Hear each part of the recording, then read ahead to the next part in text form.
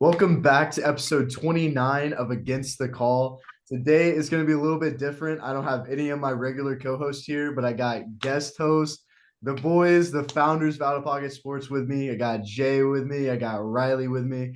And we're just going to have fun with this one. Today we got the pregame as always.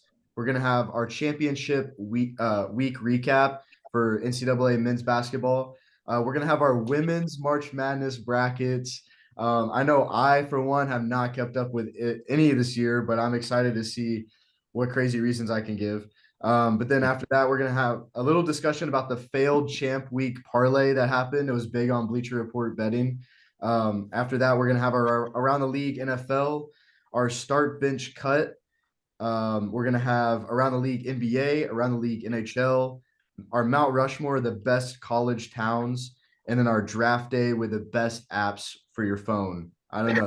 There's a lot of apps out there, so I'm excited to see what kind of stupid stuff we have to say. But anyways, yeah, guys. So the pregame is pretty simple. Jay, Riley, thank you guys for joining. I know that Out of Pocket Sports is growing at a pretty good pace right now. You know, we got close to 100 followers already by not doing too much. And then on top of that, against the call, we're over 430 followers on Instagram, which we're excited about. And Riley's podcast is growing, and so is Jay's day by day. It's excited. So, how are you guys' days going? Pretty good. Pretty good. Yeah, Yeah. same. Pretty good. Rolled out of bed, played the game for a little bit, and hopped on the call, man. Yeah. Good game. I was playing that new season of Fortnite that just came out, man. Okay. I had to Is try it out, Fortnite you dead know. at all, or is it on the No, come? it's pretty good right now. I've having more fun with the game than I've had since like back in like the OG days, like season two, season three, that kind of thing. I haven't had this much fun with the game since back then, man. It's been fun recently. Should we run trios? Dude, I'm down. But anyways, so championship week recap, guys. A lot of great games happen in the NCAA men's division. Number one we'll start with is the ACC game. Duke out of nowhere as the 4 seed wins it all. It was against who was it against? Virginia. Yeah, so which is a big game for Duke versus Virginia. In the regular season, there was a missed call that cost Duke the game. I don't know if you guys were able to see it, but basically, the Duke guy got it off his fingertips, like 0.2 seconds left, and they called it like it wasn't in play because of the shot clock, but it definitely was. There's pictures of it rolling off his finger, and then Virginia ended up winning. So now you got Duke with a revenge game. They won by 10 points, which is crazy. And a lot of people didn't have Duke at all winning this tournament. I know that I didn't, and I like Duke, but it was Miami. I figured Miami was going to win it or Virginia, and Virginia made it. Duke beat out Miami. Did you guys catch the game at all? I didn't see it. I didn't see Uh, the game, but I was keeping up with it on Twitter and stuff as it was happening. yeah. I was keeping up with it. It was crazy. Yeah, it was. Now Duke has this freshman, bro. His name's Flipowski, and bro is solid. I think he's actually like top three in the nation for top freshmen. I hope that he's not a one and done because Duke needs to get rid of that whole thing, that whole culture there. Yeah. Jared Roach is the best example of it. Man stayed till senior year. Bros played with Zion. Bros played with Paolo. I mean, and now you see how he is. He's a great senior. He's a great veteran. But moving on, we got the Big Ten tournament. Purdue ended up winning it. I don't really think that this is a shocker at all. Purdue was a clear cut favorite to win it. Not nothing much there. Big 12 though is a big one that we should cover. Texas beating Kansas in the Big Yeah. 12 championship. Were you guys able to catch this game at all? I did watch this one. I did watch this Yeah. one. Yeah. Yeah. It was insane. Texas, man. So Texas is looking super hey, solid this year. they are. Coming into March hot, man. They That's are. what you want. Yeah, I know. And I was telling Riley before we started, I made a bracket that has no research done, just gut feeling, just going into it with what I think. And I had Texas winning it all. I don't know how it got there, but this is Wow. yeah, that was my winner on that bracket, which obviously Okay. by the time our next show comes out, I'll have a research bracket done. But I don't know, man. This Texas team is very, very solid, and they've proven that they can play with the big dogs, especially after beating Kansas. And they not only beat Kansas, they like routed them out. Like it was by what, maybe 13, 12 points. I don't remember. Yeah. So I mean, they were down, like they were beating them while they were down. It was crazy. Yeah. On top of that, Big East, the one seed Marquette won. Marquette obviously going into March Madness hot as well. One of those teams that you never really know how they're going to play out. In March Hmm. Madness, they seem like they always go, but you never know if they're going to win it, if they're going to lose it. I think that this year they don't get too far. That's just me personally, but I don't even know who Marquette played in this game. I'm just looking at the winners. But then the two big conferences, the first one, Pac-12, we had Arizona beating UCLA, which was crazy. UCLA was a clear-cut favorite to win this whole thing. Arizona had a really good shot going into it, and Arizona proved that they're one of the top teams in the nation. I don't know about you guys, but I see this team going to Final Four. Yeah, Uh, I do Arizona. too. Yeah, yeah, for sure. I Yeah, think I could see that, it. They're playing really strong basketball right now. they are. And last year, I mean, last year was kind of a disappointment for Arizona. They didn't go as Mm. far as they wanted to. I had them going, honestly, last year, I had my final being Gonzaga and Arizona. That didn't work out. But this Arizona team looks like they've stepped it up. I don't think they go to the finals, but I think that they make it to the Final Four. Super, super solid. I think UCLA goes far too. I think UCLA makes the Final Four as well, in the West region or East region, whatever one they're in. But this is going to make Jay a little bit happy. I can already see he's kind of getting giddy about it. Alabama has won the SEC championship. Sorry. Texas A&M went 2 years in a row. And also, this is the second time in 3 years Alabama's been in the SEC championship. Now, Tennessee won it last year, which, it's fine. We'll let Alabama have it this year, whatever. But Yeah. Alabama, they played their hearts out, man. This Alabama team is scary. Like it really is scary. Only one conference loss to Tennessee, and then on top of that, you win the whole conference with ease. Not to mention, so Jay, thoughts on that? Yeah, I mean, this team is, I mean, they're well coached. They play hard. They've been in a lot of close games too, and they've been able to find a way to win. Like Auburn, for example, that game was huge for them. They needed that win. They got it. Missouri also, just finding those ways to, just even when the shots aren't falling, can you still play good defense and get those opportunities when they're there offensively? So yeah, and of course led by Brandon Miller, regarded as probably the best player in the country. Even though amidst all the controversies going on, they're still staying focused and they're still playing good basketball. So I like what I see from Alabama. Riley, any thoughts about the SEC this year? Yeah, crazy finish. Lots of moving pieces, right? Kentucky, they did look kind of like a non-factor early in the year. Later, they started to pick up the pieces. Missouri was kind of a surprise throughout the whole season, played really well, playing a lot of top teams very close. A&M coming into March Madness, only a 7 seed.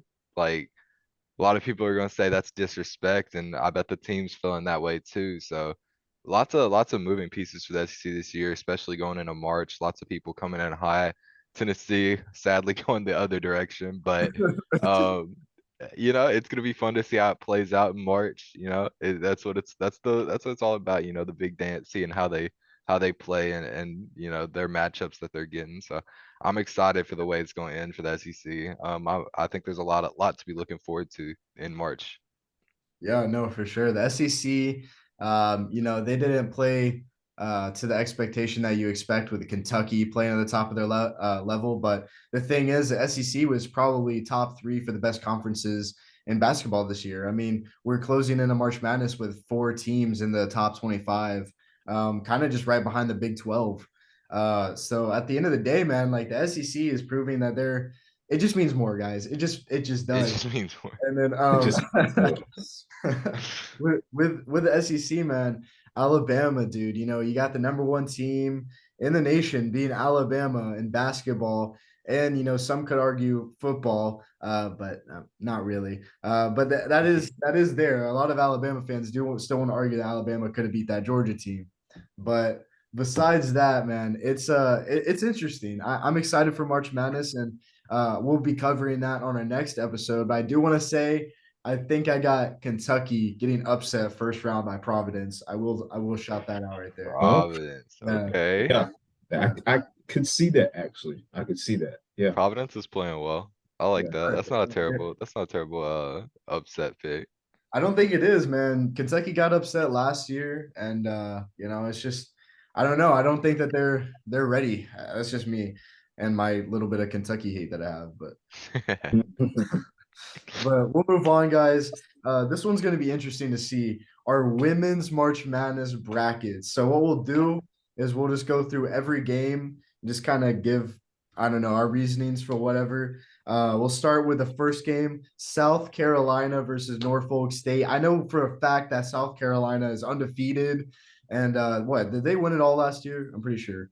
Yes. Yeah. Yeah. Last year they did. They're just a super, super solid team.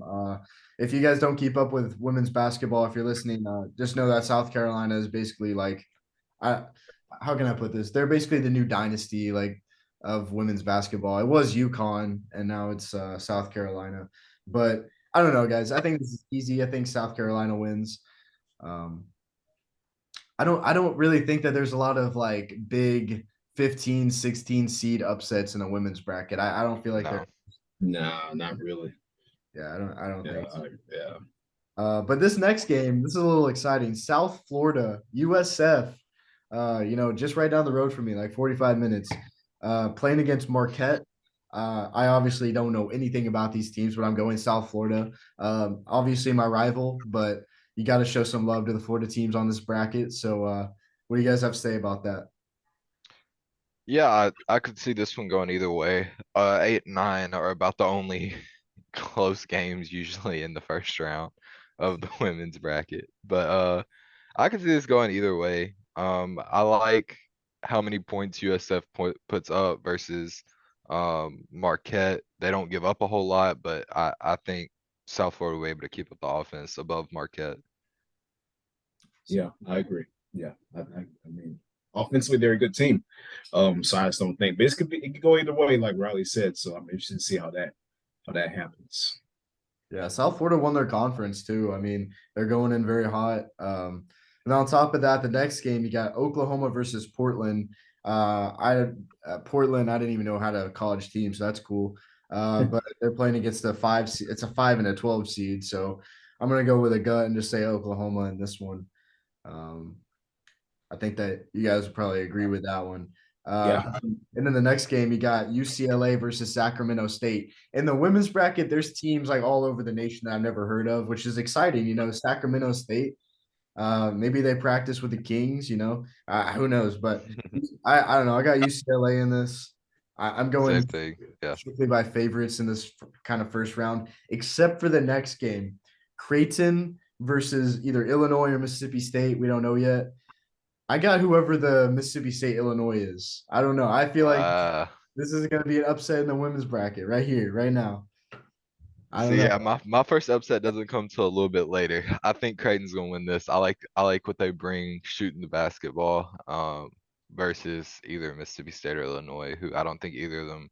If I will give you, if there is an upset, this is a likely one. It's about if Creighton's gonna be hitting their shots on game night.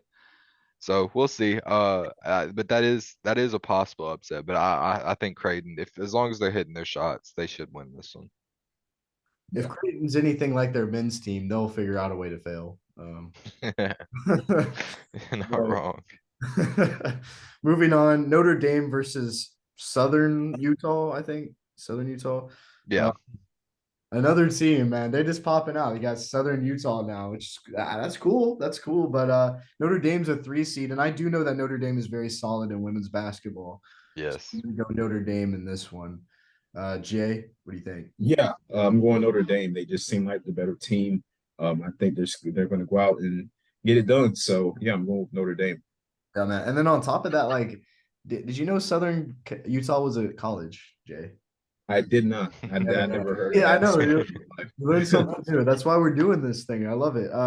Then Arizona versus West Virginia. Now, I don't know what was going through my head whenever I made this bracket, but I don't know. I don't know anything about either of these teams, but West Virginia wins it. I don't know. I actually have West Virginia kind of going far in this. I have no clue why, but no Mountaineers, man. Yeah. Yeah. Yeah, I gave the nod to West Virginia too. I like their results against some of the top, some of the better teams in this bracket. Baylor, Georgia. They got a win over Iowa State as well, I'm pretty sure. So I'm liking West Virginia in this one. I think they could pull off an upset here. Jay. Yeah, actually, I think I'm gonna go with Arizona here.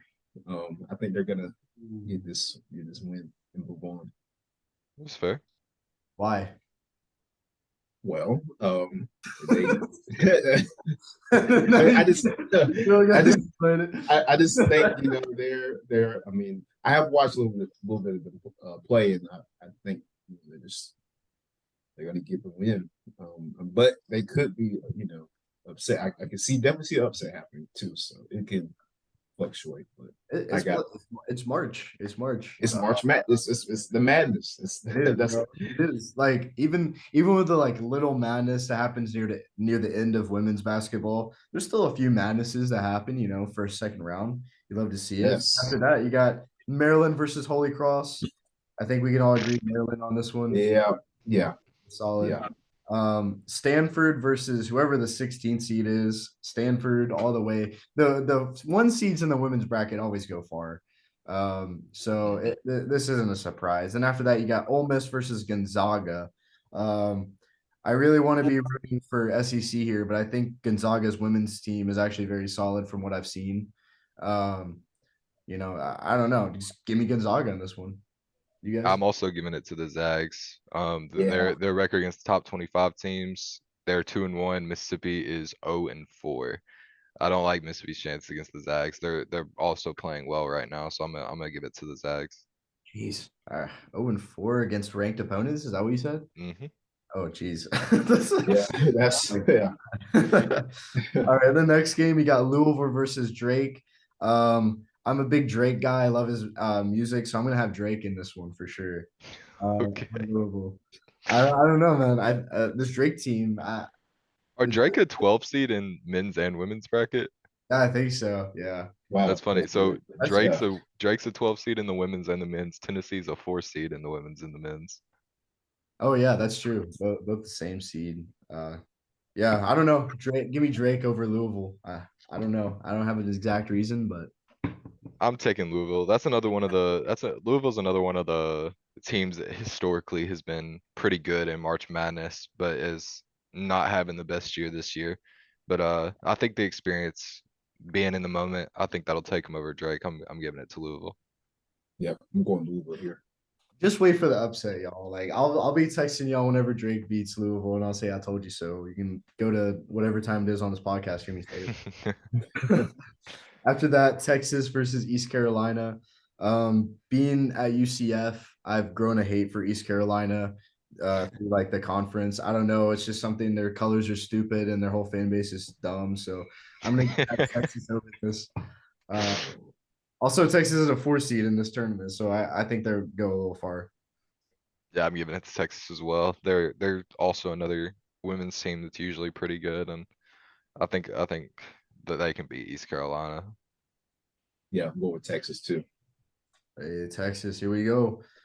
Hook 'em horns, baby. Then the next one, you got Colorado versus Middle Tennessee, versus Middle Tennessee, sorry, MTSU. But then after that, man, I don't know, man. I got Middle Tennessee. I don't care about the seeds. I gotta go with the hometown, home state. So give me Middle Tennessee. Yeah, I'm going with MTSU as well. They're a popular upset pick this year because of how well that they shoot threes. They're pretty insane. So I'm gonna give it to MTSU. They're gonna be a popular upset pick this year over Colorado, who doesn't do anything exceptionally well. They just play a clean brand of basketball, which that can take you far in March. But I think how hot MTSU can shoot, that's gonna take them to the second round. Yeah, Yeah, yeah. I actually picked this as an upset on my bracket. so There we go. yeah. An upset sweep. We all picked them as an upset.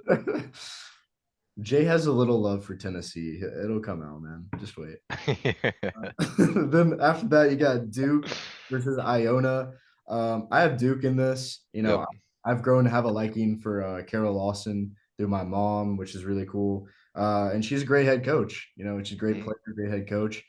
This Duke team is very solid under her team, gaining the 3 seed in her like second year there. Very, very impressive. So give me Duke in this one. Yeah, I'm agreeing with you. I'm taking Duke easily. Yeah, no question. Yeah, I mean this Iona team, I barely even know about Iona. So then after that, you got Florida State versus Georgia. I do know Georgia is pretty solid in women's basketball, but I do know Florida State is as well. They're very solid in ACC play. So I mean, I'm gonna go Florida State in this one. Uh, I'm just not a big Georgia guy. Just anybody that like lives in Georgia, I just can't. Man. I'm gonna give it to Georgia. SEC baby. It just means more. I'm gonna say they pull off the upset here. Yeah, they're both good. They're both good programs. Both good basketball teams. But I think this one is another one that can kind of go either way. I'm gonna give it to Georgia. Yeah. As much as I despise anything Bulldogs related, um, here in this particular instance, I'm going to have to pick Bulldogs to get this win. Georgia, I just think they have a really great team, and I think they're going to get a win here. So it pains me to say it, but yeah, Georgia. I think it's possible. I think it is. Iowa versus Southeastern Louisiana, another team just out of the blue. I think they're making these up at this point. I got Iowa in this one. Yeah, Iowa. Yeah, I think we all have that. Then the next one, you got Indiana versus either Tennessee Tech or Monmouth. I'm just gonna go Indiana, be safe with a 1 seed. Very cool that Tennessee Tech is could go into it. It's interesting to see. Jay, I'm guessing you're thinking the same thing with a 1 seed. Uh, Mhm. Yeah. but in the next game, you got Oklahoma State versus Miami. Any team that is an 8 and 9 seed in any tournament, it's going to come down to the wire. So I don't know. I'm just going to go Miami on this one because it's a Florida team, and also I have seen a little bit of Miami play this season. Um, so I don't know. I haven't seen Oklahoma State. Have you guys at all? Do you know anything about them? Not too much. Not too much. Yeah. Decent, but yeah, I'm also giving it to Miami. Cabinet twin difference, baby. That's yeah, it's fair. I mean, and then the next game you got Washington State versus FGCU. Oh boy, man, I'm picking FGCU because number one, this is I have a few upsets in this thing, but FGCU there is a lot of just fine girls that go to FGCU, so that's why I'm picking FGCU number one. Hey, Hey, nice. fair enough, bro. Yeah, fair enough, man. Also, they're in Florida, so I gotta pick it. Washington State. I don't care about you. Um, I'm sure that there's no baddies that go to Washington State at all, but I don't know. Give me FGCU. What about you I'm actually gonna agree with you. I'm picking FGCU just not for the same reason. guys? I can't speak on the women at FGCU, but I do know that their women's basketball team, that's another team that shoots the three really well. So I'm gonna give it to them. A team like that can be anybody in the first round, so I'm gonna give them the nod over Washington State. Yeah, I agree. Yeah, FGCU, man, they're always kind of coming around to March Madness, maybe stirring up the pot a little bit in women's and men's. I just don't think it'll be like Dunk City for women's, but who knows? Maybe they can pull it out. Then the next one, you got Villanova versus Cleveland State. I'm just gonna go Villanova in this one. Um, I'm giving it to Nova. Yeah. you know. Now, Michigan versus UNLV. This could be a pretty solid one to watch. I got Michigan winning it. I just know that the women's Michigan team is pretty solid almost every year. What about you guys? When I saw them throw up this in the selection show, I was like, oh yeah, they're gonna win. So I gave it to Michigan. Yeah.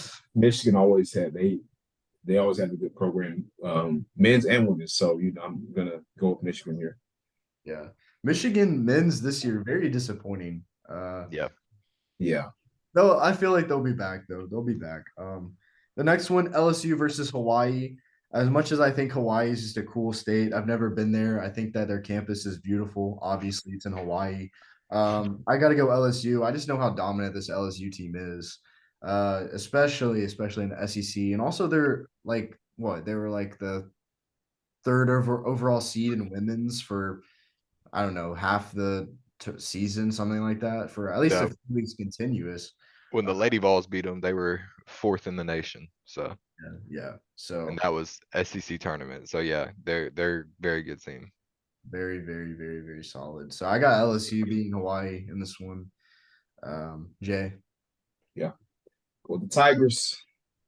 yeah, it's the Tigers, man. You got to give it to them. On top of that, NC State versus Princeton. I don't know anything about this, but I just hate NC State, so I'm gonna take Princeton in this one. I'm giving it to NC State. That's another one. Like a women's basketball, like historically really good team. That just didn't get it done this year. So I'm gonna give it to them. Same reason as earlier. They've got the experience being in the moment. I think they can beat Princeton. I think Princeton's a lot smarter, though. I think that they could outsmart them. Yeah, IQ probably. school. Uh, their Yeah. IQ is a little bit higher, especially going to NC State, man. You think the IQ differential will be enough? I think it could. They'll make like 200 IQ basketball plays. It'll be interesting. Yeah, yeah, yeah. This is a Maybe so. must-watch game, I think. Maybe so. Oh my Hey, what do you gosh. think? Yeah, I mean, like you said, that Riley said, I mean, that comes down to play, experience and being able to just make those tough shots when you got to make them. It plays a role, and I think they're a team that usually has a good track record of that. So I'm gonna go with them. All right, that's fair. That's fair. The Uh, next game, yes, Utah versus Gardner Webb. Got to go Utah. They're 2 seed. I don't think Easy. there's anything behind that. Virginia Tech versus Chattanooga. There's a lot of like Tennessee and Florida teams in this bracket. I love it. But I don't see Chattanooga being a 16 seed beating a very, very, very good Virginia Tech team. That's just not possible. Do you guys? I don't really think that's an upset. No. I'm gonna give it to Virginia Tech. Yeah, you got to. And then on top of that, you got USC versus South Dakota State. This is another one of those 8-9 matchups. I'm going to go South Dakota State, not only because I know that they have a very solid program this year, but also got to give it to my roommate Dante. This is his like college, so that's where he grew up around in South Dakota. So give me the Jackrabbits in this one over USC Trojans. Yeah, I'm also giving it to the Jackrabbits. I like how I like their ability to play inside. They're one of the best in, I guess, that second tier of schools that can do that kind of play style. So yeah, I'm gonna give it to them. I think they're gonna do what they do best against USC.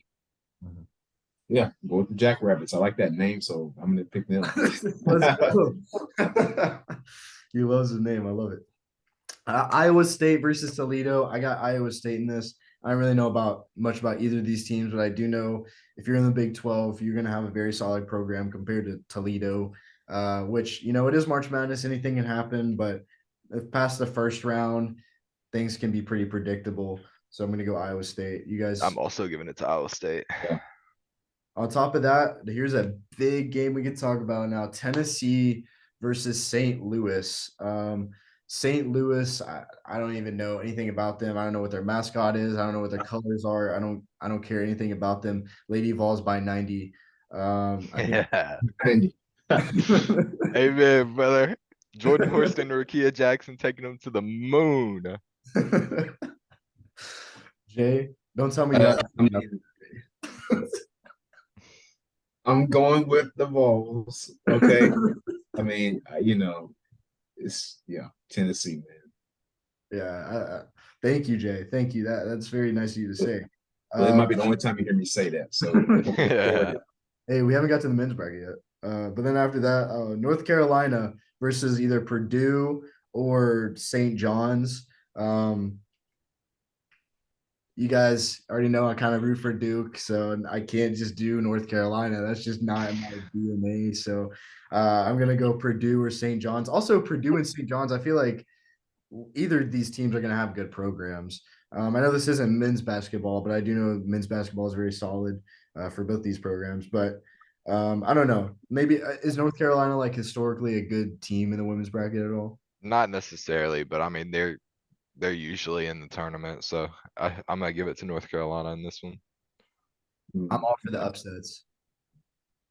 Yeah, upsets make it fun. That's what's so fun about March Madness. Yes. Jay, what are you thinking here? Upset? Yeah. Well, yeah, it could be, but I don't think it will. So I Okay. could see it if Purdue wins in the play-in, but if St. John's wins, it's gonna be North Carolina all the way. All right, that's fair. Ohio State versus James Madison. Give me Ohio State. They're a 3 seed. Another one of those solid Big Ten teams. I don't really think there's any argument there. Next one, here you go, Jay. This is a big one. Seventh seed Baylor versus 10 seed Alabama. Man, uh, Jay, who you got? oh man. Well, I got to go with my boys or my girls actually. But I include them in the group. Just the Crimson Tide. So yeah, roll Tide. I'm going with Alabama here, getting upset. So Riley. Nah, I've got to give it to Baylor. They've got like athletes down there. That's something Baylor's always been really good with. They've always got some very physically gifted players, and it's no different for women's basketball. I think they can just kind of out physical Alabama, which is hard to do. It's hard to out physical an SEC team, but Baylor is one of the few matchups that could do it. So I'm gonna give it to Baylor. Baylor is actually, I don't know about historically, but recently been very solid in women's basketball Yep. as well as their men's team. But I'm gonna take Baylor just to piss off Jay. But then this game is gonna be UConn versus Vermont. I was able to see the Vermont game, very very close game in their championship. The only reason I watched it is because it was before a better game that came on. So then I'm gonna take Connecticut in this just because Connecticut's a 2 seed and Connecticut is just they're gonna be Connecticut, man. Like there's no denying that they are historically one of the best women's basketball teams, and they have been on kind of a downhill recently, but gaining that 2 seed again, very very solid. I'm excited to see how far they go. Actually, Yeah, I'm giving it to UConn as well. Great program, great team. They're gonna win it. yeah. yeah, UConn. Yeah. That's gonna basically wrap it up for that. I don't want to go through every single game because obviously I don't have any of the stats and I don't know what I'm talking about. But I will say let's do our final fours, just to see who we kind of have. So in the Greenville one kind of division, I got South Carolina coming out of this. I don't really think that's a question. For the Seattle four, I got Duke coming out of it. For Greenville 2, I got LSU coming out of it. And then for Seattle 3, I have Tennessee Vols.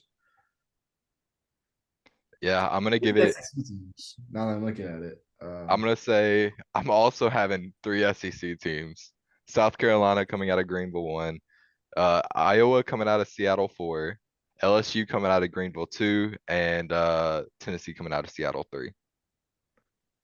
Yeah, yeah. So for me, yeah, I got South Carolina. Actually, have them winning it all. But Greenville won. I have Texas, of course, coming out. Ole Miss as well. And yeah, as far as I see, and obviously LSU and Greenville too. So in Seattle 3, I have uh, yeah, I got UConn. So yeah, those are my groups there. So Yeah, I have Tennessee beating UConn to get there. I think they get revenge earlier in the season. Tennessee lost by 7 at home to UConn. I think they get revenge and Yeah. bounce them in March Madness. I have Tennessee versus South Carolina in the final. So do I. Tennessee beating LSU again to play South Carolina. I think South Carolina beats them though, because South Carolina's just on a different level, man. yes, they are. I'll be real though, I don't see Tennessee actually making the final four. I Uh, think they really could this I year. I don't know, man. Their path there is like perfect for them. If you say so. I mean, you have watched more this season than I obviously have. Uh, Their path this season is probably the easiest path they've had to the Final Four, and probably some of the best matchups they could possibly have to get to the Final Four that I've seen in a long time. but that's fair. I mean, I don't know. I just kind of put Tennessee on there just to.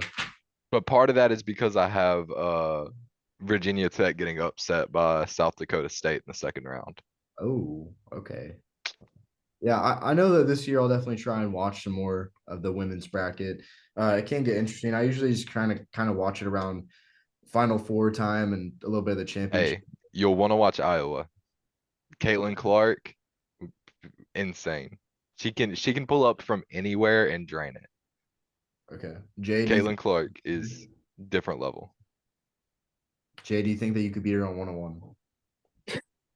1-on-1? Yeah.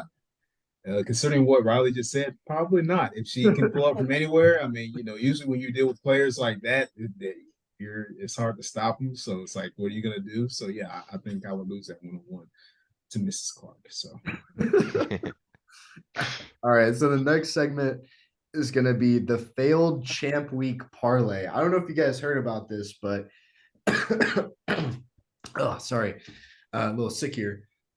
But there was a parlay that happened where a guy picked the correct men's championship tournament winner from like every single one except for one. He had a total wager of $5. He put $5 on this parlay. Payout was going to be over $450,000. And he got every single one right except for the Houston versus Memphis game. And he had Houston winning it. They were actually the number one favorite out of all of his picks to win it. And they let him down. And man, that I just can't imagine what goes through your head when you put down $5. You need one game to hit, one game, and it just doesn't. Were you guys able to see any of this? I did watch I had no clue about this parlay, but I did watch the Memphis game. And what a team. Yeah, Memphis playing very good basketball right now. They're playing their best basketball at the perfect time. And being able to take down Houston like that.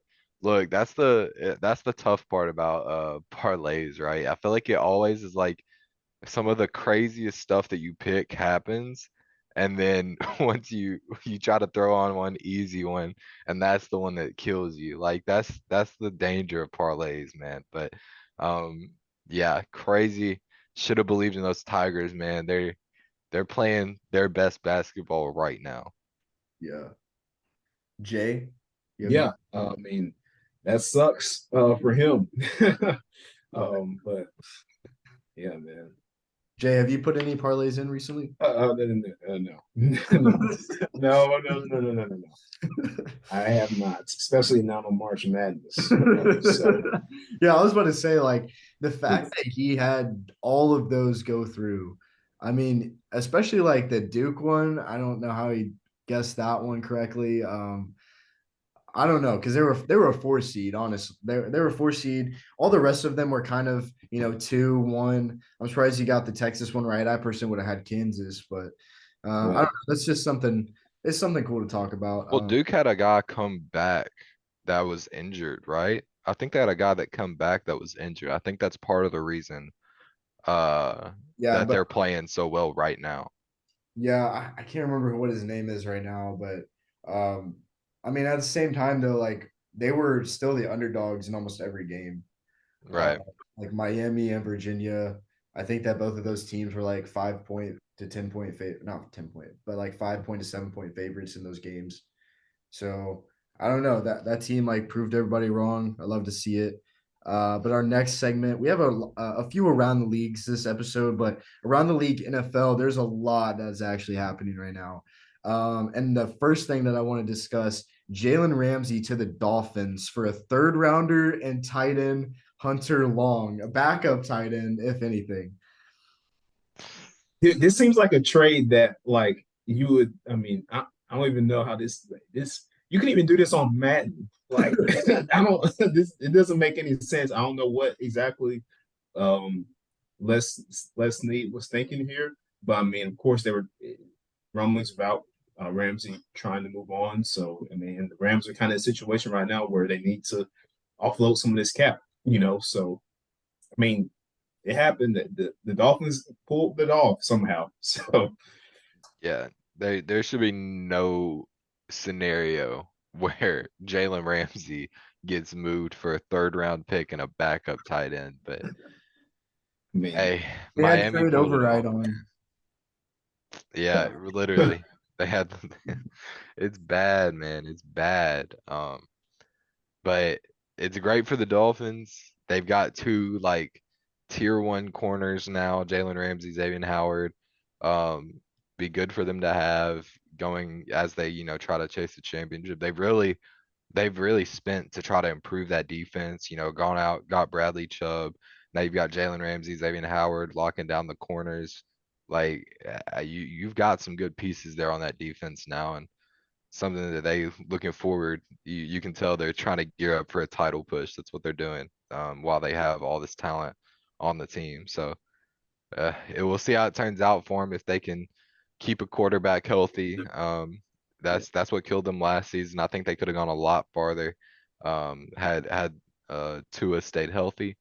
But hey, let's see. We'll see how it works out for them, right? They've got some issues to fix, but they're certainly taking steps to address them. mhm. Hey, Skylar Thompson, he almost beat the Bills. Imagine if Tua was playing a healthy Tua in that game. Yeah, Tua can get Yeah, the ball to Tyreek Hill. Rest happens. He you don't gotta worry about it. Might He be a little throws the short ball up. getting there. Yeah, Yeah, but he'll still get it. as long as it's within the radius, we good. Jay, what are your thoughts, man? Jalen Ramsey to the Dolphins. dude. Like Riley said, this is huge for the Dolphins now because they were kind of looking for that other corner out there to pair with Howard, who has struggled recently himself, injuries and his play. So hopefully he gets it together. I think he will. I think having Ramsey in that locker room just is great too. I mean, the dude's a leader. He's been criticized lately because of his play, but I think he's going to shut people up down in Miami and see hey, see how far they can go. So yeah, I like the move for the Dolphins. Just for the Rams, Yeah. Now there's a little bit of a tad bit of beef between Tyreek Hill and Jalen Ramsey over the little flag football thing. Do you see that? You see yeah. Yeah, So that? at practice is going to be interesting for those two. Yeah, that's what Tyreek Hill was saying, man. He calling out Jalen Ramsey for that little push in the end zone for a flag football game, whatever. But then probably the biggest thing of this week, other than Jalen Ramsey, Carolina Panthers getting the number one overall pick. Um, super huge, super huge. Um, Now there are reports that they are kind of considering Anthony Richardson at one. This is a true report too, so who knows what they'll actually do with it? I think that they will go Bryce Young still, which is what I would do personally. I would take Bryce Young, but I don't know, man. Carolina with the number one pick, guys. What do you think? yeah. I think first of all, it was a great trade for the Bears. They got everything that they needed. They got a ton of draft capital to go with it, and got a wide receiver one for Justin Fields. Everything that they could possibly want out of that trade. So great on the Bears for that. For the Panthers, you gave up a lot of stuff. You better go up and you better get the right guy. I feel like if I were to place a bet on it, I think it's gonna be CJ Stroud. I like the way he projects Carolina. They typically like bigger body quarterbacks. CJ Stroud's a little bit closer to that archetype than Bryce Young, maybe Anthony Richardson, but he's so unpolished that like if you go up and you get Anthony Richardson, he doesn't pan out. Now you've just given away your entire future for a guy that you don't know if he's actually going to be the NFL level guy. So I think the safest pick here for them, and probably the most likely in my opinion, is to get CJ Stroud and try to build around him. There are also reports that they're trying to trade back again, assuming one of the guys that like maybe like Indianapolis or the Cardinals or somebody like that wants to trade down. They'd be willing to trade down and get like Anthony Richardson at 3 or 4. So that would be another good move for them, I think. But yeah, it'll be interesting to see try to reload on some of that draft capital if they move back. But I think CJ Stroud is the best play for him here, and I think it's probably the safest play. Will they do it? No telling. It's the Carolina Panthers front office, but I I gotta give it to CJ Stroud. I think that's the best pick here for them. Sure. Yeah. I mean, it goes back and forth between Bryce Young and CJ Stroud. I mean, the only the only real problem with Bryce Young that anybody can say the draft is his size.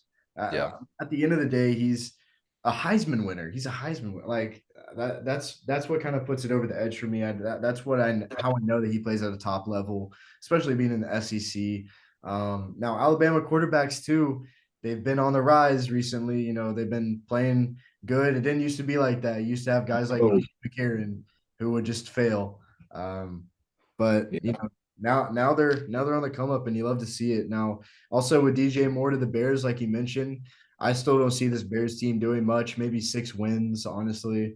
I don't know. I'm not big on the Bears at all. I think that the Bears have a lot more that they need to do other than getting DJ Moore. I think DJ Moore is most definitely a wide receiver one. Is he the best wide receiver one in the No. league? No, he's maybe mid tier, honestly.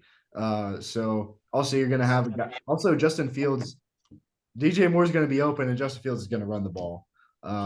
So that's what I see happening here. Hey, don't hate on Justin Fields. That man can sling the ball. Hey, Justin Fields, he's a pretty solid quarterback. I just don't know. He hasn't played to the NFL level that he should be playing at, but he hasn't had receivers. So now we're going to be able to see that with DJ Moore. Right. Also, you know, Chase Claypool, he's still going to be probably doing some TikTok dances every now and then. So Yeah. we'll see what happens with him. Also, there's that classic video of him just getting hit in the head with a football last season on the Bears. I don't know if you guys were able to see that, but geez.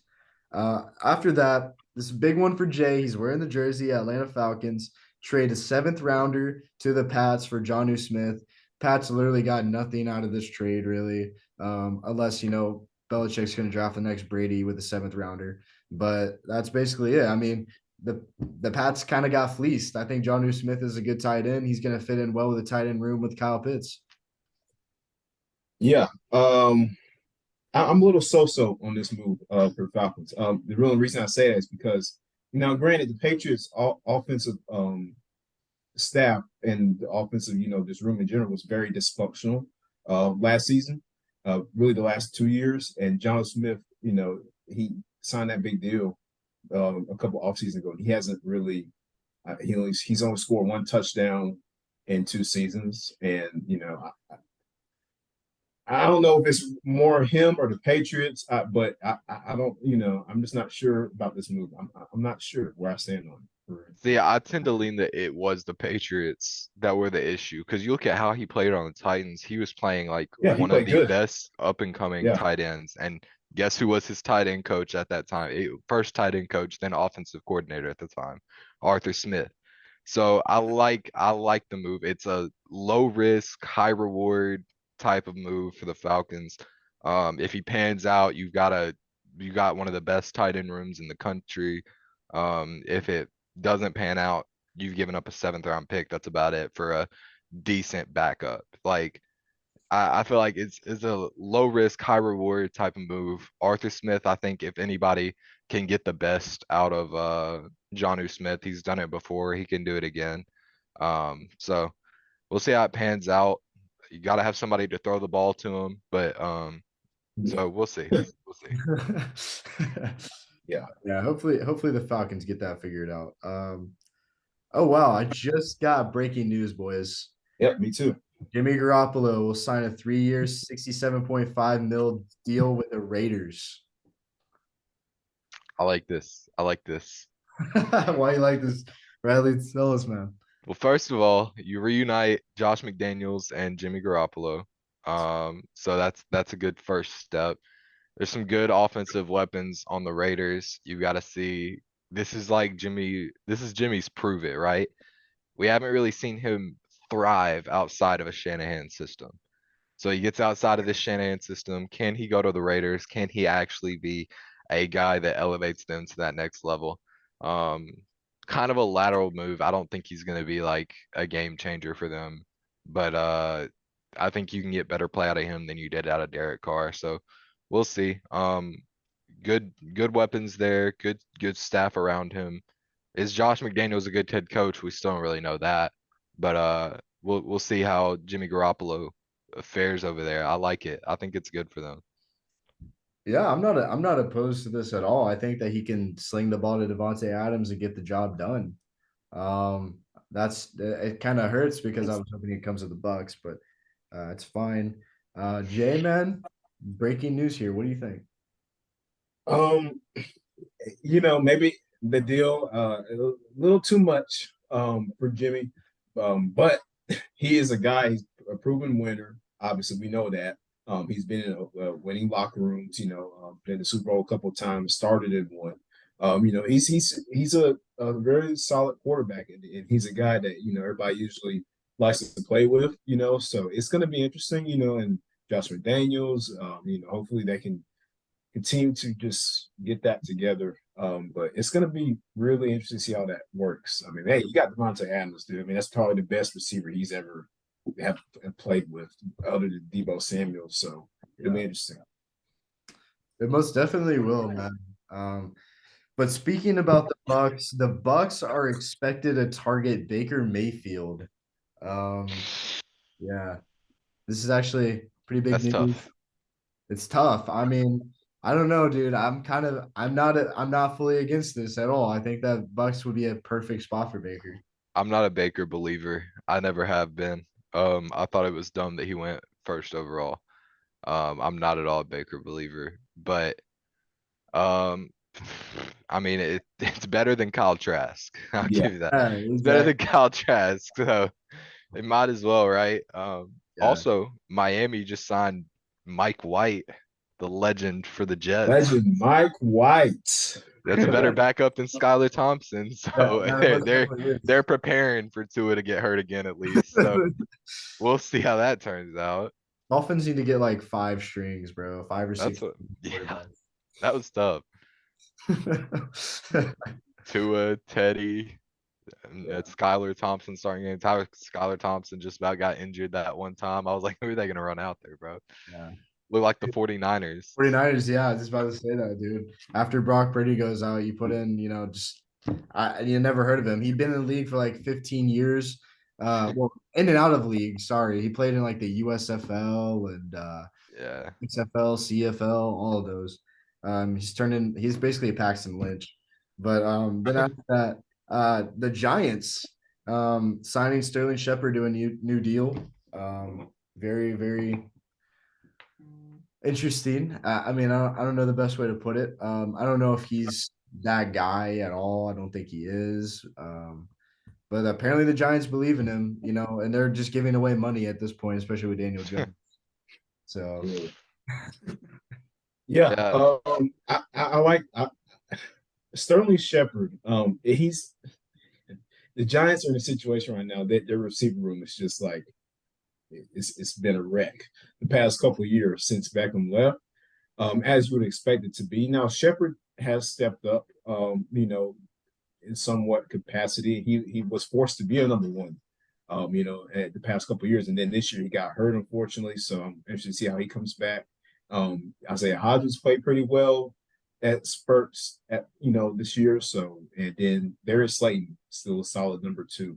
So we'll see what happens. yeah, yeah.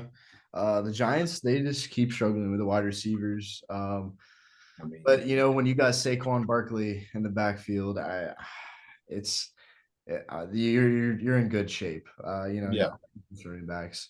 But speaking of running backs, Austin Eckler seeking a trade from the wow.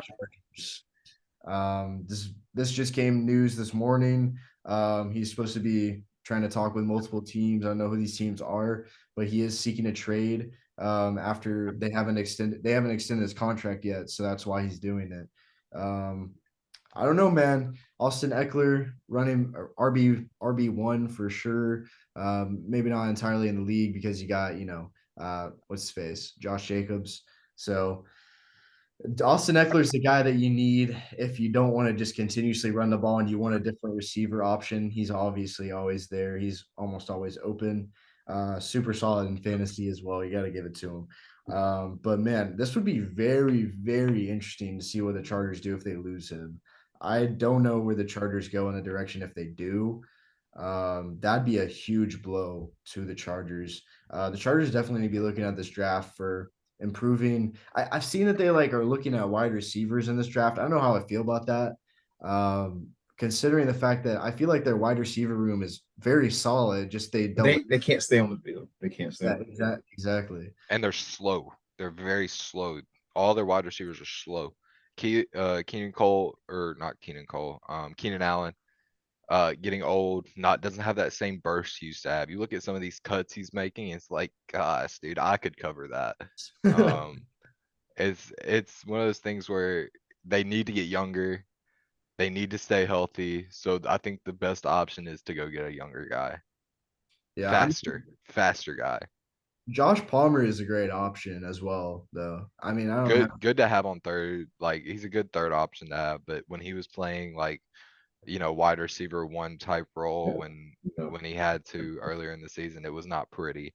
But he's great to have it wide receiver three, but I would not want him being my wide receiver one. So if they do lose Austin Eckler, do you think that they should go for a running back later in the draft?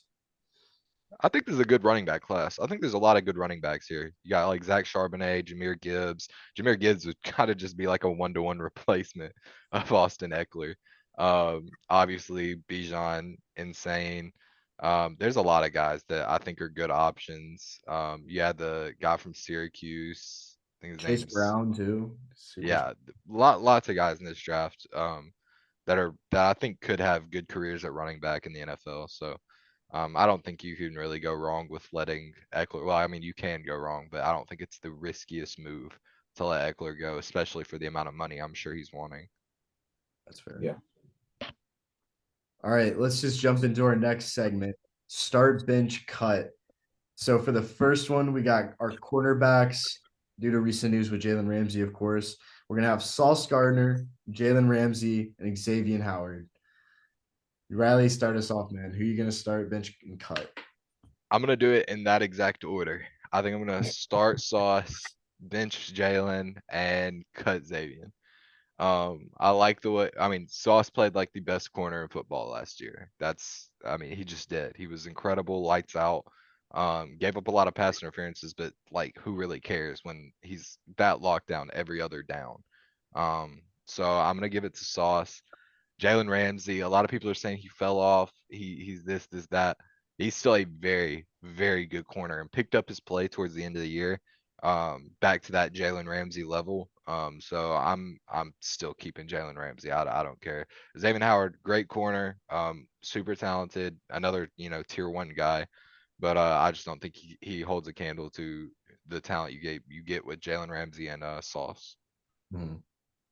Jay, what are you thinking here? Yeah, I got the same order with Riley here. Like, I mean, Sauce. I mean, the dude's just he's got great size for one thing. Not even just his skills, his size. He's strong too, and he's very smart. Great corner. He's only going to get better. That's the crazy thing. He's only going to get better. And I mean, and Jalen Ramsey. I mean, you can't. You have to keep him. I mean, he's struggled a little bit. But he's still a great corner, top number one dude, lockdown like. And Xavier Howard, he's a good corner too, really good. He's kind of been he like I mentioned earlier, he's been having issues on the field. So I don't know. I would cut him compared to what you got with Gardner and Ramsey. So yeah. Hmm. No, I totally agree with both of you guys. I didn't even notice I wrote it in the exact order I was thinking in my head. But yeah, starting Sauce Gardner for sure. As Riley said, the best cornerback in the entire league, which is crazy because he's a rookie. But I kind of expected this with him going into the draft. I knew that he was going to be at least top three the first season for cornerbacks. Then on top of that, you got Jalen Ramsey, obviously still at a very good level of play, especially going to the Dolphins. I think that's actually a really good fit. And then Xavier Howard. If this is a start bench cut for today, I would be most definitely cutting Xavier Howard from these guys because he had like one interception last season compared to Jalen Ramsey had four. And being a cornerback, that's very big on your stats. So that's I agree with you guys. But for the next one, we're gonna have Will Levis, Stetson Bennett, and Hendon Hooker. Now, these are three guys that, very, very top of the quarterback class. Well, maybe not Stetson Bennett, but then you're going to look at these guys and you're going to be thinking, for this one, I want to say start bench cut in the NFL. Like, don't think about college, like them starting in the NFL. Man, why did you set up Stetson Bennett like this? Yeah, really, man. Like hey, you did a man like that. This is terrible, I knew, man. I Yeah. knew, I knew that Jay would have something to say about that. All right, Jay, Oh, go ahead. go ahead. Uh, yeah. In the NFL, see that's the thing. I mean, that's hard because well, I haven't seen them play in the league yet. But I think in the NFL, Who are you taking a shot on? That's the thing, though. definitely Hendon Hooker. Benching Will Levis. He's just one of those raw guys. Still needs to polish up in a lot of things, similar to Anthony Richardson. And of course I'm going to cut Stetson. So yeah, those are my start bench cuts. Yeah, I've got the same list. I'm starting Hendon Hooker, most pro-ready quarterback in the entire Yes. draft, probably. As far as how he projects. And allegedly he's going to be ready for training camp as well. So he's making great progress on his ACL recovery. Acing team interviews and stuff you're hearing at the combine and things like that. People are thinking he's still going to go like early second round, which people say that about quarterbacks, and then they fall and fall and fall. So I don't think he will, but yeah, the buzz is there. The buzz around him is still there, despite him not being able to work at the combine and throw in front of teams and things like that. So yeah, I'm definitely starting in Hooker. Kind of like what Jay said. It's with Will Levis, you got a guy that has a lot of upside, right? A lot of physical attributes that you want in a quarterback. He's big, big arm, but he's not at all polished as far as his decision making. His pocket awareness is probably the worst in the entire draft class. But he's got upside, right? And so you would want to bench him. I don't think Stetson Bennett has any upside. He's getting cut easily. It's ridiculous he's even on the list. I'd mark his name out in like a Sharpie, dude. I get Stetson Bennett out of here, bro. I don't think he's a quarterback for the NFL level at all, at all. For me, this list, I mean, I agree with both of you, but I do want to say it could be a little bit close with Will Levis and Stetson Bennett for the main. Now, listen, hear me out, Riley. Stetson Bennett is good at decision making. He is. You can't deny the fact that he makes good plays. And then on top of that, you can argue that his receivers that he had at Georgia, they're practically NFL level. I mean, you just had this crazy Georgia team. I mean, would his transition to the NFL be that bad? I mean, I don't see him being a starter anytime soon, but I see him coming off the bench every now and then making some plays happen. I don't see it happening.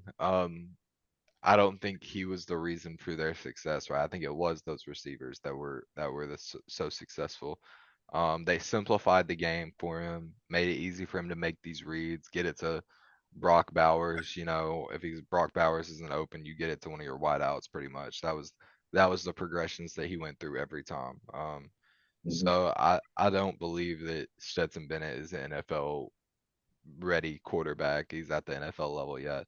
Maybe in a few years off the bench, he bounces around the league a little bit, gets some experience. Maybe he could be a decent backup, but I just don't see it happening. Jay, your thoughts on Stetson then? Well, I mean, I have a lot of thoughts about Stetson Bennett, but for the sake of this show, in this particular scenario, yeah, I mean, like Riley said, he's just not. He's a career backup at best. Like a guy, if you have to absolutely start him, you will. But he just right now, so and then he's playing behind a monstrous offensive line. Todd Monken from coming from the NFL, calling the offense. I mean, so it was kind of put in place. Like you would have to succeed in that offense. I mean, so yeah.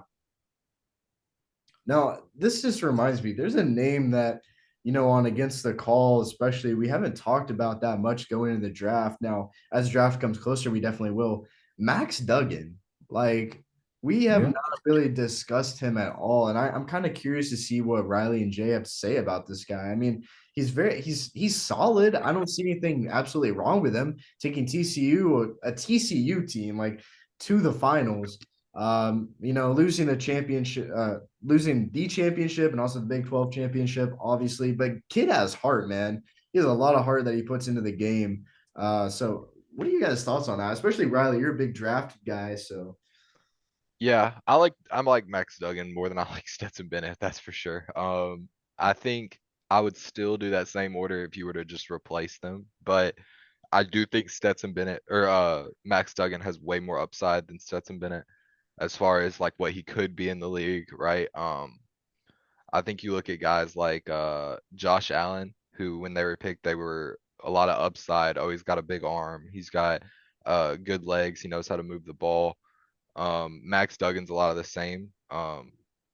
Just kind of he's got the physical attributes, but like there's nothing there that just wows you about him. Now that when he gets to the NFL level, could he still have that same level of production? Sure, but it's riskier when there's not those flashes of like, whoa, this guy has some incredible talent. Like you see with Bryce Young, spinning out of sacks, or CJ Stroud dotting up people way down the field.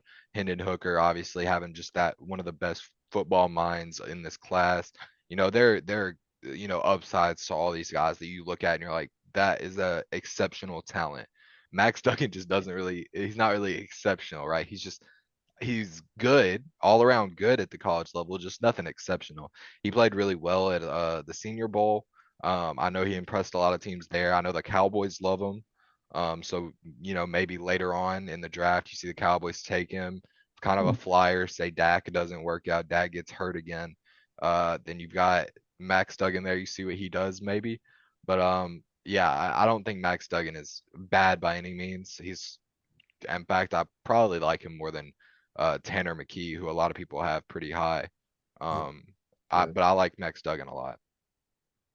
I agree with you on the Tanner McKee thing. I don't know why he's over Max Duggan in a lot of mock drafts. Same thing is why Levis is so high. He's just got a good arm. That's about it. It's the arm, bro. It's like it's basically Josh Allen. Like, Josh Allen, his draft stock went way up after the combine showing with his arm. And that's the exact same thing with Will Levis. But I'm not big on Will Levis. I don't think that he's that great at all. I don't think that he should go first round, honestly. I think he's more of a second round, third round quarterback. But a lot of people they're gonna take their shot with him. I'm super excited for this draft beyond anything. I'm excited to see where Hendon Hooker and Jalen Hyatt go, obviously. But this class is amazing on both ends, defense and offense. So as that time comes around, we'll be covering that, and it's gonna be a lot of fun. But for our next segment, we got around the league NBA. There's only like two things to really have for this, but we have been covering the entire John Morant situation, so it's best that I kind of give an update on that. All of his charges were dropped as they couldn't find any evidence. And this happened like last week. So, and then at the time it happened, he was supposed to be only suspended for like 4 more games. So he should be coming back fairly soon, but that depends on whenever he feels is necessary to come back. He's taking mental health time and everything like that, which I can definitely respect. But I want to see Riley's thoughts on this for sure.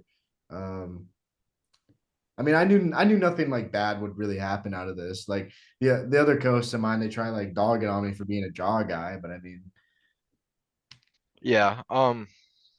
Obviously, right. And then you look like it's just a crazy situation, right? Um, stuff that like, you're allowed to go out and you're allowed to have fun and stuff after a game or something like that. But there's a lot of it's just immaturity with Ja, right? He did it right after, the one real vet on the team, Steven Adams, says, "Hey, we need to have better discipline at road games." He goes out and does this. And it's a lack of maturity, and it's something that the people around him need to encourage. And I think the steps that he's taking right now, great steps towards being better. Right, you want to get that mental. He said he's trying to do things that are better for him to relieve his stress and things like that. Not drinking, things like that. The owner of the establishment that he went to, let's just say, um was talking about like how polite and respectful he was, and he was very respectful to all the girls, and was the only one that was like when they were talking about like when athletes come, they typically don't spend a lot of money or anything like that. Ja was like actually, tipping the girls well and things like that. So it's like, and they were talking about like how respectful he was to everybody, and it's like he's still a good kid, right? He's just immature. He's just gotta be more mature with his actions, with his decisions. So I think you'll see Ja take a step forward after this, step in his leadership. That's something that we've seen consistently with Ja since he arrived in Memphis. He's slowly been a better and better leader. And that's something that a lot of Memphis fans wanted primarily for him to grow as, right? He's got the basketball talent, obviously. It's about, can he step up and be a leader for the Memphis Grizzlies? And I think this is big, like it's a hit to his reputation. It's a hit to his leadership, but it's something that I think will be good for him to step up and like, can he answer this by becoming better? And that's the primary thing for Ja right here.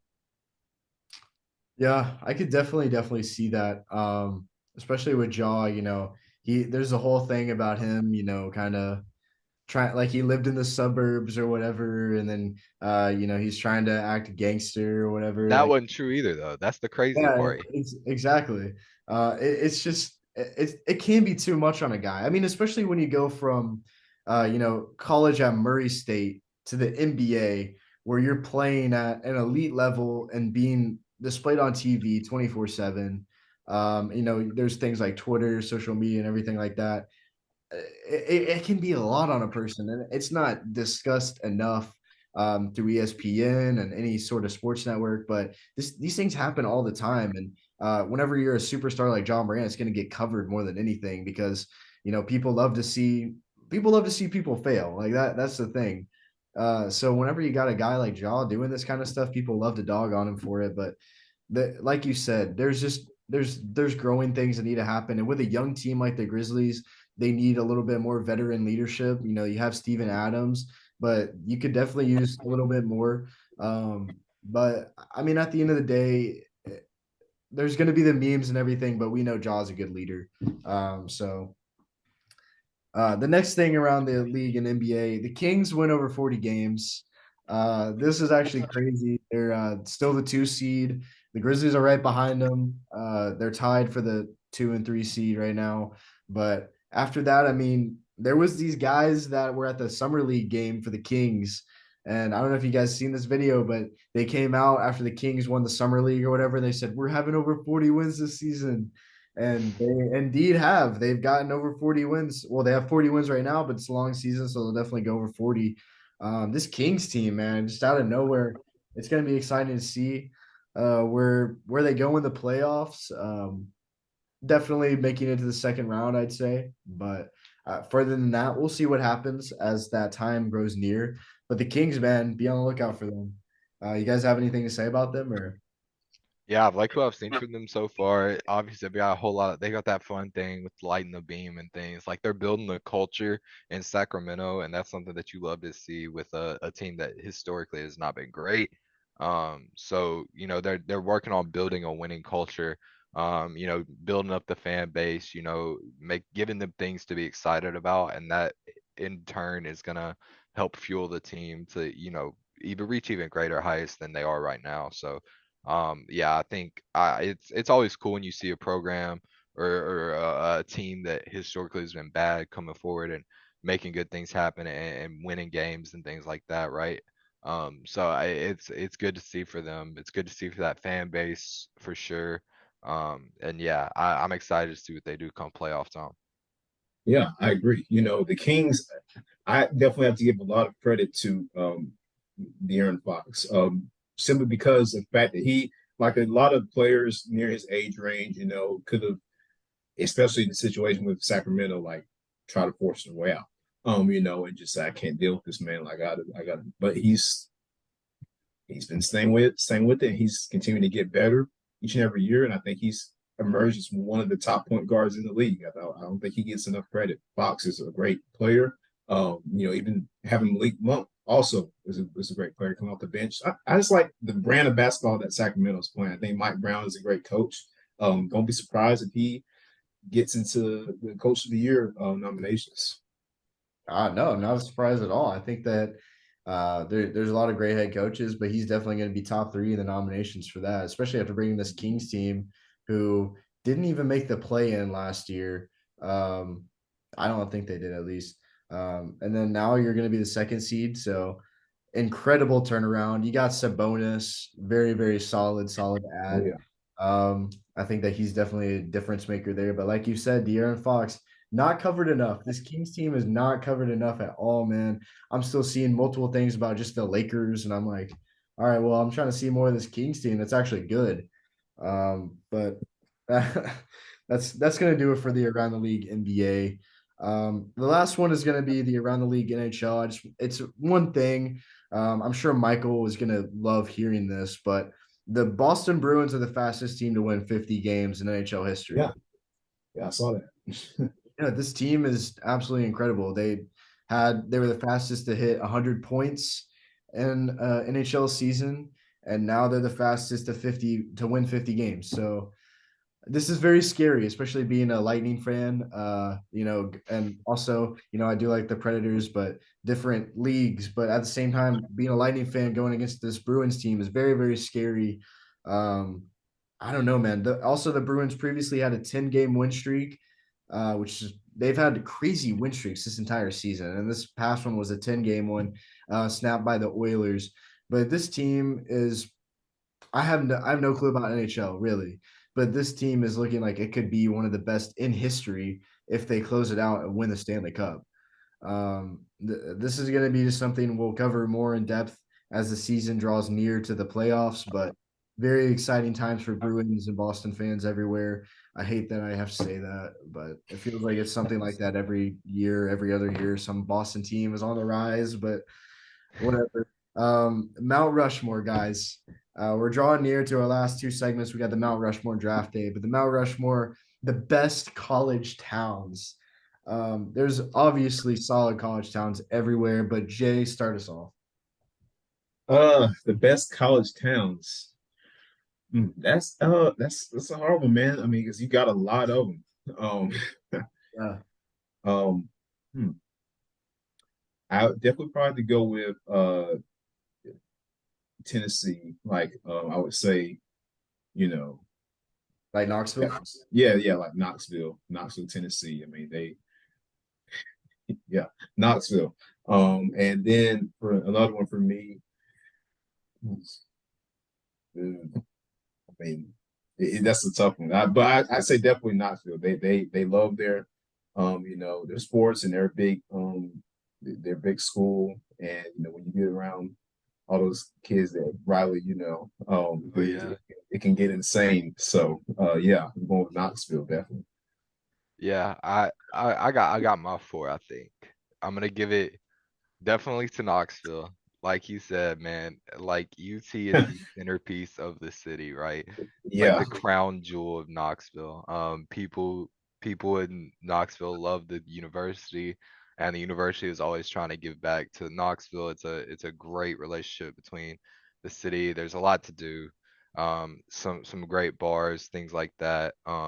Knoxville's just a great for a college town. I'm gonna give I think I'm gonna give a nod to. I was kind of back and forth on this, right? I think I'm gonna give one to Boulder, for Colorado. Um, I've heard, I don't know, I've always heard that it's a great college town, yeah, and that it's just got a lot of like things outside of the college, like obviously in its location, hiking, things like that. So I've always heard it's really good for that. I think I'm gonna say Tempe, Arizona. Oh yeah, I've heard great things about that as well. And it's Arizona. They're historically known as like some of the biggest party schools, things like that. Arizona State, like the number yeah. one among them. So I'll give one to Tempe, and then the last one, kind of hard. Nothing like for sure that I could say. Maybe like Eugene, like Oregon. Mm, Um, it's like, Nike, big thing there. Maybe not. I don't know. Same kind of thing as Colorado. I know they've got a lot of trails and stuff out there in Oregon. I don't know if there's any directly around Eugene, but um, as far as like, I know that's another fan base that's like super passionate about their school. So I'll give it to Eugene. yeah. Super solid list. I'm gonna have Boulder as my honorable mention. Super good. But I do gotta agree with you guys on Knoxville. Obviously, one of the top college towns in the nation. But out of my four on my Mount Rushmore, I got three SEC schools. Gainesville is a super That's big fair.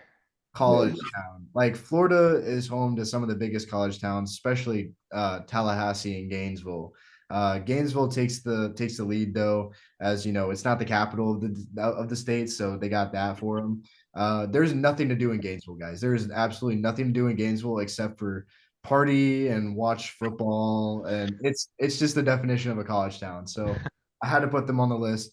Jay's gonna love me for this. I got Tuscaloosa, Alabama on my list because of the sole fact that all they have is football. All they have is their sports at Alabama, which basically makes a college town.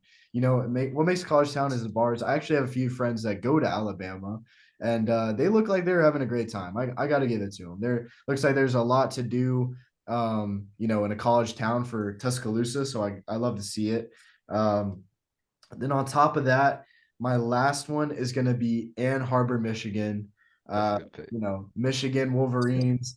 No matter what the sport, they come in droves of people to go see whatever sport it is, and they have one of the biggest fan bases. That's why they have one of the largest stadiums in the entire NCAA. So this doesn't. It's not a shock to me. Ann Arbor, Michigan. There's nothing to do in the whole entire state of Michigan, except for sports. I feel so. You're gonna have the college teams, the people in those towns supporting their Wolverines. So, but yeah, Boulder definitely has an honorable mention as well. I have seen that on multiple lists, people picking Boulder.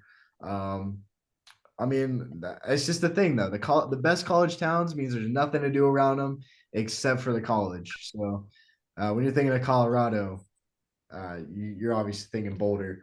Um, so yeah, we can move on now to our last segment though.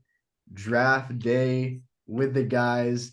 The best apps on your phone. There's so many options for this. I love it. I kind of got a list here. I hope that this is gonna be fun. But I'm gonna spin the wheel right now to see who gets the first pick, and we'll do it as a snake draft. So let's see who gets the number one overall pick in the best apps draft. Okay, it's gonna be me. It's totally not rigged, guys. Now I feel like Michael. I feel like Michael because every time Michael spins it, he gets his name. God. Okay. All right. Yeah, it's gonna be me. Let's see who the next person is. Oh, it's gonna be Jay with the second overall pick in this draft. So then Riley, you're gonna get the third pick. So with the first overall pick, man, jeez, dude. I don't know. This is just gonna be a recent one of mine. I think I spend the most time on this. Sadly, it's gonna be TikTok. That's fair. Great pick. Great pick. I can't hate it. I can't hate on it. TikTok. You can't hate it, man. You gotta love it. All right, Jay, you're up, man. Oh, yeah. All right. So I got a lot of apps on my phone, but you know what?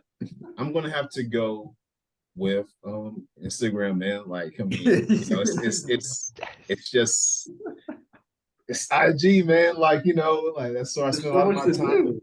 There's so much So, to see.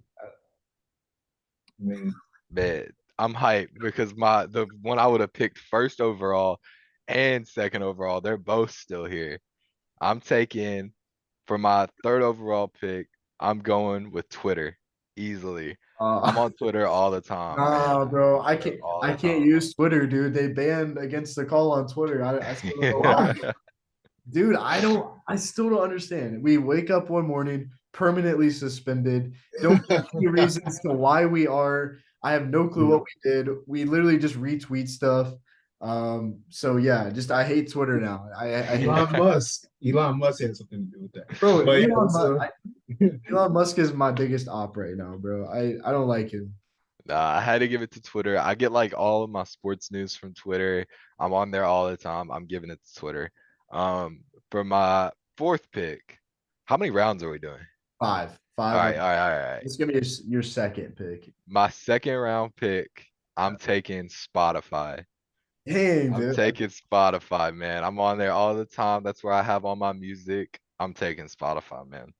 Jay, are you an Apple Music kind of guy or are you Spotify? more of a Spotify guy. So yeah, I'm gonna go with Riley there. Yeah, Spotify, it's a goat, man. Spotify's a goat.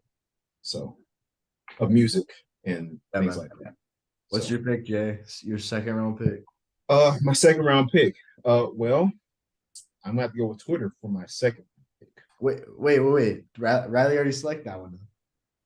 Oh, I can't use it. Dang. Um, well then, I mean, I guess I would have to go with YouTube. I mean, it's Solid pick. That's what I hate I about state drafts, bro. learned a lot of things from YouTube. So Yeah, that's obviously a super solid one. For this next one, I'm gonna go Netflix. Obviously, you got to use it sometimes whenever you aren't around a TV. You got to use your Netflix app. So give me yeah, that. Jay, you're up next. okay. Yeah, so I'm gonna have to go here with Snapchat. Okay. Oh, bro, why did I forget that one? Yeah, Snap, bro. Like gotta yeah, man. It's a great way to see what everybody's up to and then also for promotion. So yeah, Yeah. Snapchat. Do you have a lot of Snapchat memories? I do. Okay, that's good. I Gotta see this sometime. All right, do. Riley, you're up. Can I take Gmail? Yes, bro. Yeah, if it's I'm an app, taking you can take it. All right. I'm taking Gmail, man. That's where I get all my like school information from. Hey, that's how we got on this Zoom call, bro. Yeah. So I'm taking Gmail. All right, Jay, you're up again. This is you're gonna be what? This is third round, right? Yeah. Yeah, I believe so. I'm gonna have to go here with my Chick-fil-A app. It just I comes got in it. clutch, when you're ready to get some of that food, man, just hit that order button and it just makes things a whole lot easier. So yeah, I'm going for my Chick-fil-A app. All right, yeah. I'm gonna go with Venmo. I mean, I use Venmo a Good lot. one. You gotta use Venmo, dude. Pay some people back. It could go either way with Cash App, but more of a Venmo guy. That was the first one I got, so whatever. All right, Jay. Okay, yeah, and so for this one, it's a tough one. I'm going to go. Uh, mm, I just I'm gonna have to go with ESPN.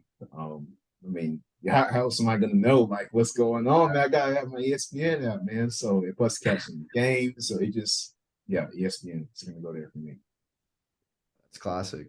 That's classic. Yes, and that little notification, sound like Oh, the yeah, yeah. So it's like, Bro, hey, hearing that in class, like, yeah, dude, yeah, gotta turn it on. yeah, like oh shoot. All right, Riley, you're up. I think I'm gonna go where Jay went with Chick-fil-A, because I'm gonna go a little more versatile. I'm hitting Uber Eats. Oh, that's solid. Okay, okay. Solid. I wasn't even thinking those, man. That's good. All right, Jay, you're up. It's gonna be your fourth pick. Fourth pick. Yes, yes, yes. Hmm. I'm gonna go with Amazon. They just yeah, Amazon, bro. Yeah, you got to, man. I don't Got blame to. you. All right, for my next one, I'm gonna pick the weather app. There's nothing better than being around a bunch of girls and being socially awkward, and then you can just be on the weather app and see Yeah. what's happening. All right, Jay, you're up. I mean, that okay. That was interesting, Nick. Thank you for that. Hear me. I'm gonna go with my Robo Killer app. It's an app where it can detect spam calls. So and it'll tell you like where they come Ooh, from. So if you that's a guys don't have good that app, you pick. should probably download it. Is It's it very free? helpful. That's a Yes, solid it pick. is.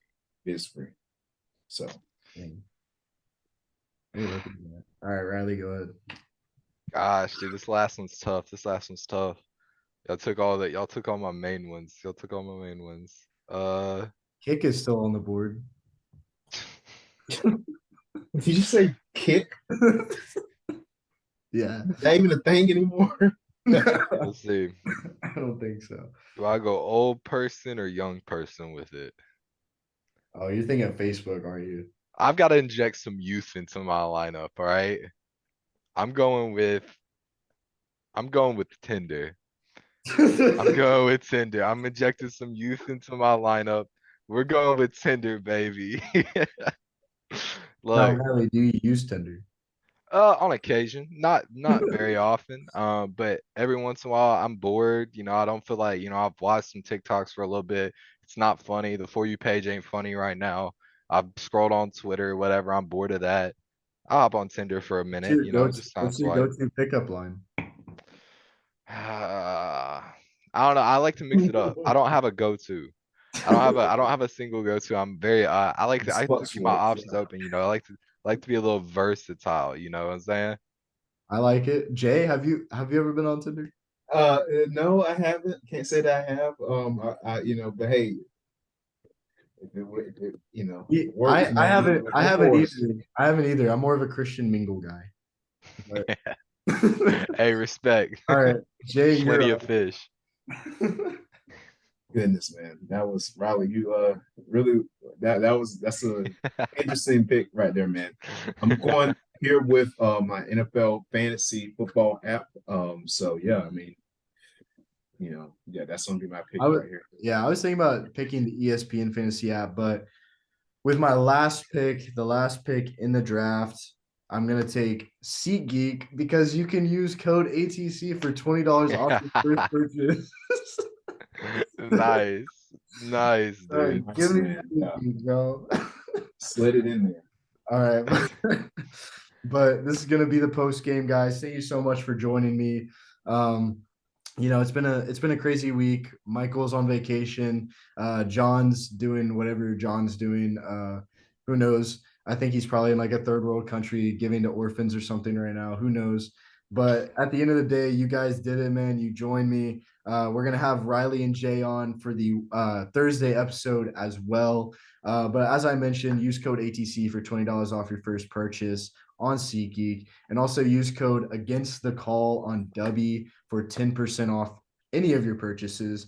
But guys, we're building something great with OuttaPocket Sports. I can't wait to see where it goes. And if you guys enjoyed this content with me, Jay, and Riley, we're actually gonna tell you guys now there's gonna be some content coming up for OuttaPocket Sports with the founders. It's gonna be me, Mike, Jay, and Riley, kind of like this, but having a little bit more fun with it, which we're excited for. So that's gonna do it for today's episode. Do you guys have anything else you want to say? Nah, man, appreciate you for having Yeah, me on, bro. A thank you, lot of man. Yeah, fun. it was fun. Yes. It always is, man. When is it not fun on Against the Call? You love to hear it. For But Yeah, sure. right. this has been episode 29, and that's going to do it for us. We'll catch you guys in the next one. Yes.